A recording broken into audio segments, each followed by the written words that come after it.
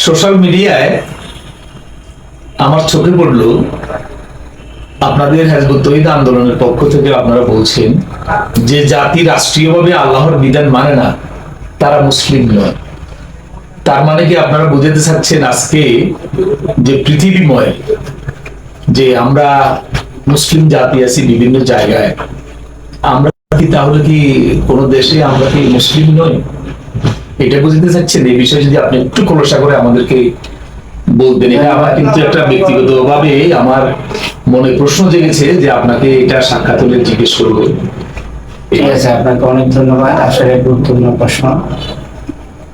এই প্রশ্ন যদিও মানুষের মনে একটু খারাপ লাগে, কিন্তু খুবই গুরুত্বপূর্ণ এবং সবারই জানা উচিত, নিজের অবস্থান জানার জন্য।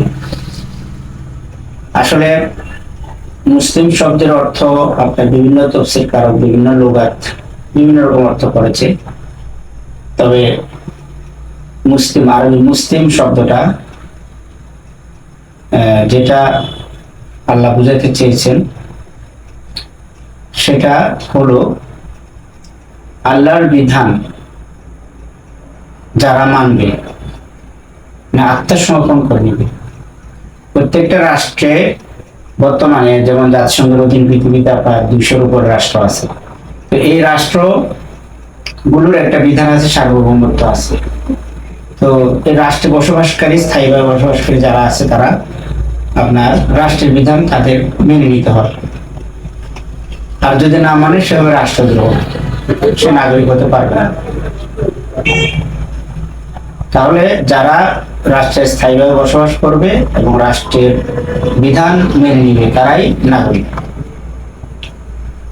ঠিক একইভাবে ইসলাম, কোরআন সেটাও আল্লাহর পক্ষ থেকে বিধান। এই বিধানটার কি রয়েছে? সার্বভৌমত্ব রয়েছে, সেটা হচ্ছে আল্লাহ। তো আল্লাহকে সার্বভৌম মেনে আল্লাহর বিধান যারা মাথা পেতে নিয়েছে তারাই মুসলিম, অর্থাৎ ইসলামী রাষ্ট্রের নাগরিক। তা আমরা সচেতন এবং পুরো পৃথিবীর সম্পর্কে খোঁজ খবর রাখি, এরকম আমরা মানুষ শিক্ষিত সবাই এটা বিশ্বাস করবে যে পৃথিবীর কোথাও বর্তমানে আল্লাহর সার্বভৌমত্ব আছে এমন কোনো দেশ নেই, এবং আল্লাহর বিধান আছে নিরঙ্কুশ, এরকম দেশও নাই।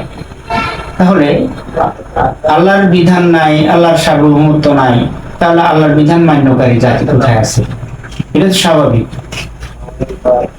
তাহলে কি আপনি বলতে চাচ্ছেন যে আজকে যে আমরা মধ্যপ্রাচ্য বা ইসলামিক কান্ট্রি যেগুলো আছে, সৌদি আরব সহ, আমরা তো জানি যে তারা ওখানে কোরআনী শাসন প্রতিষ্ঠা করছেন।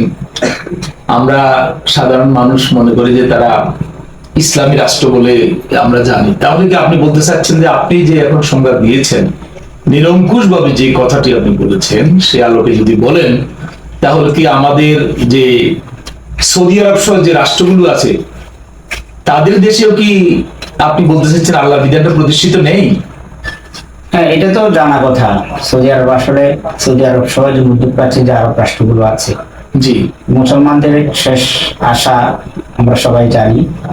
কোথাও না থাকলেও সেখানে ইসলাম আছে বলে জানি। আসলে এখন সচেতন মানুষ দেখতেছি যে বর্তমানে আপনার ইরান যুদ্ধ সহ বিভিন্ন ঘটনায় দেখতেছি মানুষ আসলে আরবরা একটা আপনার বাদশাহী কায়েম করেছে, আর তারা মানে আপনার পশ্চিমাদের আশ্রয় ছাড়া তাদের আসলে কোথাও গতি নাই। আল্লাহ তো বলেছেন যে তোমরা লা ইয়াত্তাখিযুল মুমিনুল কাফিরিনা আউলিয়া মিন দুনিল মুমিনিন, সূরা বাকারাতে, সূরা আলে ইমরানে একটা আছে যে তোমরা মুমিনদের ব্যতীত কাফিরদের তোমরা মিত্ররূপে গ্রহণ করিও না। কিন্তু তারা কাফিরদেরকে মিত্ররূপে গ্রহণ করেছে এবং কাফিরদের সাথে কাঁধে কাঁধ মিলিয়ে যুদ্ধ করে মুসলিমদের বিরুদ্ধে। তাহলে এটা তো আপনার সহজেই অনুমেয় একটা বিষয়। তারা আসলে কি নয়, আল্লাহর জন্য নয়, তারা ইসলামের জন্য নয়। আর তারা আপনার কিছু কিছু ইসলামে আইন রেখেছে, সেগুলো আসলে মানুষকে ধোঁকা দেওয়ার জন্য, লোক দেখান। তাহলে তাদের এটা বানানো, তাদের সংবিধান পাশ্চাত্যের একটা আপনার কি বলে এটাকে পাশ্চাত্যের একটা বাজার সৃষ্টি করার জন্য তারা এই রাষ্ট্রগুলো প্রতিষ্ঠা করেছে। সুতরাং এই রাষ্ট্রগুলোর বিধান যারা মানবে তারা মুসলিম হওয়ার কোনো আমি দেখতেছি না। কারণ আল্লাহ তো বলেছেন আল্লাহর সার্বভৌমত্ব ভিত্তিক আল্লাহর বিধান যারা মানবে তারাই মুসলিম। সূরা আপনার মায়েদার 40 নম্বর আয়াতে আল্লাহ বলেছেন ওয়াল্লাম ইয়াহকুম বিমা আনজালাল্লাহ ফাউলাইকা হুমুল কাফিরুন। এরপরে আপনার আল্লাহ বলেছেন যে ওয়ালা তামুতুন্না ইল্লা ওয়া আনতুম মুসলিমুন, তোমরা মুসলিম হওয়া ব্যতীত মৃত্যুবরণ করো না। এই সমস্ত কতগুলো আয়াত, আর সূরা হুজুরাতে একটা আয়াত আছে যেমন ওয়াকালাতিল আরাবু আমান্না কুল লাম তুমিনু ওয়ালাকিন কুলু আসলামনা। এই সব আয়াতগুলো আপনার বিশ্লেষণ করলে দেখা যায় যে আসলে বর্তমান মুসলিম জাতি আল্লাহর বিধান মানে না, আল্লাহর সার্বভৌমত্ব মানে না, তারা অন্য সার্বভৌমত্ব এবং অন্য বিধান মানে, গায়রুল্লাহকে মানে। তাই তারা মুসলিম হয়তো অন্তরে আছে কিন্তু কার্যত। তাহলে আপনি কি বলতে চাচ্ছেন যে এই যে আমি সৌদি আরবের কথা বললাম, আমরা জানি যে কোরআনী শাসন যেখানে প্রতিষ্ঠিত আছে আমরা মনে করি তারা মুসলিম, তারা মুমিন। এখন মধ্যপ্রাচ্যের কিছু কিছু দেশে আপনারা জানেন যে কোরআনী শাসনের যে ব্যবস্থা তারা কিছু কিছু ক্ষেত্রে কোরআনী শাসনটা তারা মেনে নিচ্ছে। তাহলে এই কোরআনী শাসন তারা কিছু কিছু ক্ষেত্রে প্রতিষ্ঠিত করার পরেও কি বলতে চাচ্ছেন যে তারা মুসলিম নন? আপনি কি সেটা বলতে চাচ্ছেন? হ্যাঁ, সেটাই তো বললাম তো আপনার। হ্যাঁ, তারা কিছু কিছু বিধান রেখেছে, আসলে তো কিছু কিছু বিধানকে আল্লাহ কি করেন নাই আপনার। এই তো সূরা বাকারাতে আল্লাহ বলেছেন আপনারা তো তুমিনুনা বিবাদিল কিতাব অর্থাৎ ফুরুনা বিবাদ, অর্থাৎ কিছু কিছু তারা মানে আর কিছু কিছু তারা অমান্য করে। তো তাহলে আপনার একই কথা, কিছু মানা যে কিছু অমান্য করা যে কথা, পুরাটা অমান্য করাও সেই কথা। আপনার যে জাতি আল্লাহকে পুরোটাই মেনে নিয়েছে সে কিছু আপনার অমান্য করতে পারে না, কিন্তু তারা কি করতেছে, তারা তাদের স্বার্থ যতটুকু রক্ষা হবে ততটুকু তারা আল্লাহর বিধান মানে। যখন হানি হবে, দেখা যাচ্ছে যে এই বিধানটা মেনে নিলে স্বার্থ হানি হবে বা মিত্রদের ক্ষতি হবে, মনে কষ্ট দিতে পারে, তাদের আদেশ লঙ্ঘন হবে, তখন দেখবেন যে ওই আল্লাহর বিধানটা তারা নিবে না। বিষয়টা বুঝছেন? তাহলে আপনার সাধারণ পাবলিক যারা তাদেরকে তারা ধোঁকা দিচ্ছে এক ধরনের, যে আমরা ইসলামী রাষ্ট্র, আমরা হজের আয়োজন করতেছি, আমরা বিভিন্ন ইসলামী অনুষ্ঠান আয়োজন করতেছি, বিভিন্ন আপনার সংস্থার আমরা প্রধান আছি, আর মুসলিম বিশ্বে আমরা বিভিন্ন ত্রাণ সাহায্য দিতেছি, তাহলে আমরা মুসলিম হচ্ছে। আসলে এগুলো একটা ধোঁকা। এই বিষয়গুলো আপনার সাথে আসলে আজকে যদি আলোচনা না করতাম আমাদের একটা পরিষ্কার ধারণা হতো না। যে আমি ব্যক্তিগতভাবে মনে করতাম যে সৌদি আরব সহ যে আমাদের মুসলিম কান্ট্রিগুলো আছে যেগুলোতে আপনার ওই যে কোরআনের যে কিছু শাসন তারা প্রতিষ্ঠা করে, যেমন আমরা শুনছি চুরিগুলো হাত কেটে দিয়ে, তারপর আরো যে সমস্ত অন্য সময় শুনি যে সৌদি আরবের স্বর্ণের দোকানগুলো খোলা রেখে চলে যায়, কেউ ধরে না। তা আমরা মনে করি সেখানে কোরআনের শাসন আছে, সেখানে ইসলাম প্রতিষ্ঠিত আছে, মানে আল্লাহর বিধানটা প্রতিষ্ঠিত আছে। কিন্তু আজকে যে আলোচনা করলাম আপনার সাথে, আপনি যেভাবে পরিষ্কার করে দেখিয়ে দিলেন কোরআন থেকে একেবারে, তো সেই দৃষ্টিকোণ থেকে যদি বিবেচনা করি তাহলে আসলে জাতিগতভাবে যেটা আমরা কেউ তো এখন মুসলিমের তালিকায় আমরা নাই। তাহলে আপনি বলতে চাচ্ছেন যে আমাদেরকে এখন মুসলিম হতে হবে, কিভাবে হতে হবে? মুসলিম আমরা কিভাবে হব?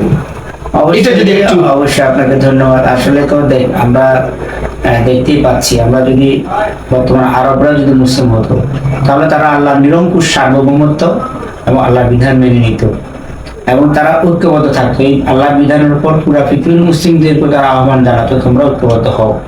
আজকে যে পৃথিবীতে আপনার পাশ্চাত্য সভ্যতা, তারা যে পৃথিবীতে আপনার এই পুরো পৃথিবীতে ছড়িয়ে ঘুরাচ্ছে, তারা পুরো পৃথিবীকে আপনার বিভিন্ন কৌশলে শাসন করছে, তাদের বিরুদ্ধে তারা চ্যালেঞ্জ নিয়ে দাঁড়াতো পুরো মুসলিম বিশ্বকে ঐক্যবদ্ধ করে, কিন্তু তারা সেটা করে না।